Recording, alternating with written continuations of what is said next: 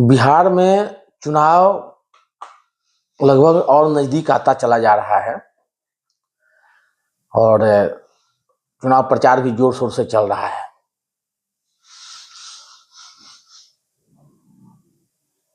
भाषाएं जो होती है वैसे प्रयोग होनी फिर शुरू हो गई है। अब कुछ लोगों को लगता है कि इस धर्म की वोट लेना है तो बस भगवान राम के बारे में बोल दो, मंदिर के बारे में बोल दो, वोट मिल जाएगा। कुछ लोगों को कुछ और लगता है, ठीक है ना, बस गाली दो, जाति के गाली दो। देखिए, बिहार जहां है उसको पहुंचाने वाले एनडीए नीतीश कुमार जी के अध्यक्षता में यहां पहुंचाया है। आज भी वहां चल रहा है कि जबरदस्ती गुंडागर्दी के सहारे कैसे भी एक बार शासन में हम आ जाए और गुंडागर्दी का अपना रूप दिखाते रहे।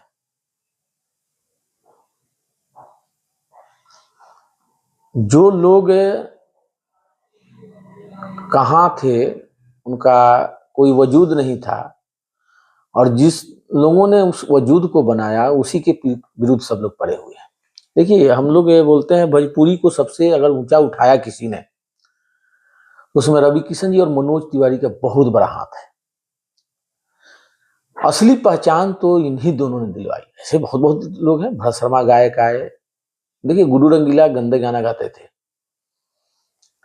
और इसके लिए हमें बहुत दुख भी होता था, लेकिन थोड़ा सा भोजपुरी को फैलाने में उन लोगों का भी ज्यादा हाथ रहा, चाहे जिस तरीके से फैलाए। लेकिन मेन चीज जो भोजपुरी को स्वरूप दिया, शालीनता दी स्वच्छ रूप तरीके से, वो रवि किशन जी और मनोज तिवारी जी।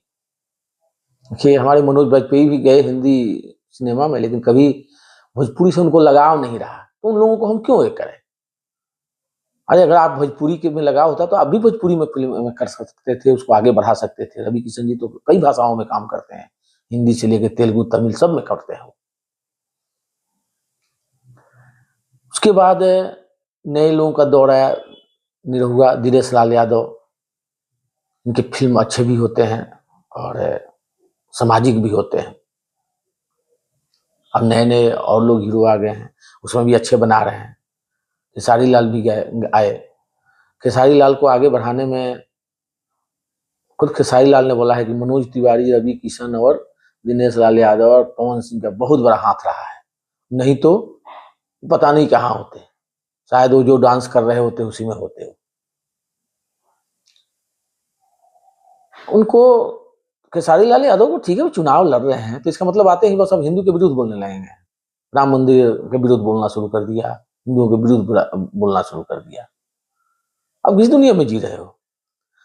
जब तक आपको महसूस हो रहा है तब तक आपको बहुत देर हो चुकी है।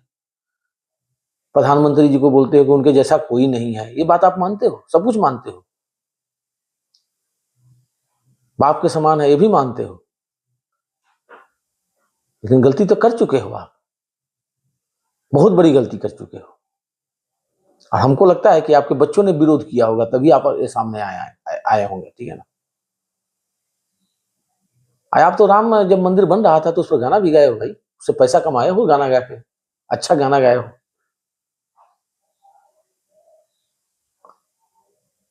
ठीक है, आपने जाति को चुना, वो आपकी चॉइस थी, लेकिन तेज प्रताप यादव जी क्या बोलते हैं, देखिए आपने सही नहीं चुना, उससे बढ़िया तेज प्रताप यादव के साथ आप लड़ जाते ना और चुनाव हार भी जाते तो आप जीत जाते।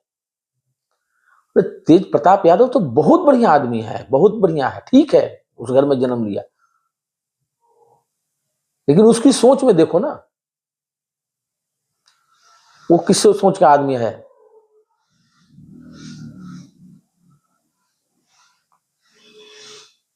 तो ऐसा नहीं है।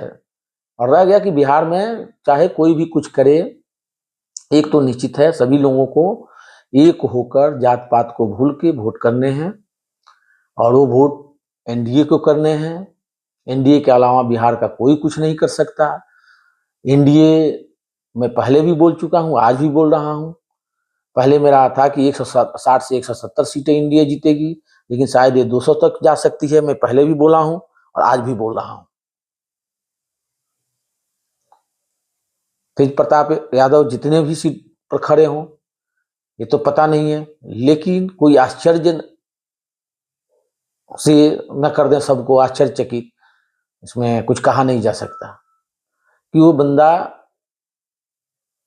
अगर पूरे सीटों पर खड़ा करता, 243 सीटों पर था, तो राजद को कोई वोट नहीं देता, उसी को वोट देते जो जिसको देना भी है राजद को, वो उसको वोट देते, उसको देने की जरूरत ही नहीं, उसको किसी को देता नहीं।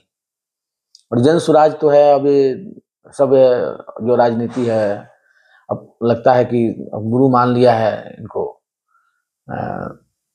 केजरीवाल को, सारी नीति वही अपनाई जा रही है। क्या क्या हो रहे हैं वो देखने को मिल रही है। और ऐसे चुनाव तो लड़ा नहीं जाता। चुनाव का इन्होंने जो शुरुआती दौर में जितना मेहनत किया था प्रशांत किशोर ने, वो सबको गुड़ गोबर जो करके रख दिया है इन्होंने। तो सभी को सावधान रहना है, और ये जो ऐसे ऐसे बहुरूपिये जो घूम रहे हैं, बहुरूपियों से दूर रहना है। आपका एक ही टारगेट है, बिहार में एनडीए सरकार। बाकी ज्यादा से ज्यादा सीटें देनी है। जिसको मान लीजिए जिसने कसम खा ही लिया है कि हमको नहीं वोट देना है, नहीं हम तो बीजेपी को वोट दे ही नहीं सकते चाहे कुछ भी कर ले, तो भाई उसका तो कोई उपाय नहीं है। अब बीजेपी को आपको वोट नहीं देना है तो आप दीजिए उसको, तेज प्रताप यादव की पार्टी को। मैं तो यही बोलूंगा, बहुत बढ़िया है। वो तो कम से कम विपक्ष में अगर बैठता है तो अच्छा बोलेगा, वो सपोर्ट भी करेगा सब काम में, जो अच्छा काम हो रहा है, बुरा हो रहा है उसको गलत बोलेगा। वैसे आदमी को वोट दीजिए ना, दूसरे को वोट देने से क्या फायदा है। बाकी सब बहुरूपिया है। वो खुद बोलता है ना, देखो बहुरूपिया जा रहा है। तेज प्रताप यादव भी बोलता है देखो बहुरूपिया, जो सही बोल रहा है। और बिहार में जो अभी एनडीए के जितने भी कैंडिडेट्स हैं, बस उनको अपना टारगेट एक ही रहना चाहिए कि हमें लोगों को भावनाओं को कभी ठेस नहीं पहुंचने देना है। चाहे लोग कितना भी कुछ है, विपक्ष के लोग उल्टा सीधा काम करें, हमें कोई दिक्कत नहीं है क्या कर रहे हैं। काहे कि 6 तारीख अब आने में समय नहीं लगेगा। आज 1 तारीख है और 6 तारीख का पहला चुनाव है, 11 को दूसरा वोटिंग है, 6 को पहला वोटिंग है। वोटिंग के बाद सरकार तय होती है।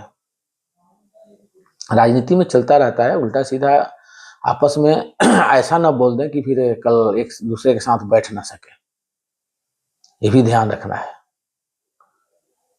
बाकी इस चैनल को आप लोग सब्सक्राइब करें, लाइक करें। आजकल थोड़ा सा हम वीडियो कम डाल रहे हैं, 4-5 दिनों से त्योहार में बिजी थे, और चुनाव का प्रक्रिया चल ही रहा है, इसमें थोड़ा सा सावधानी बरतनी पड़ती है।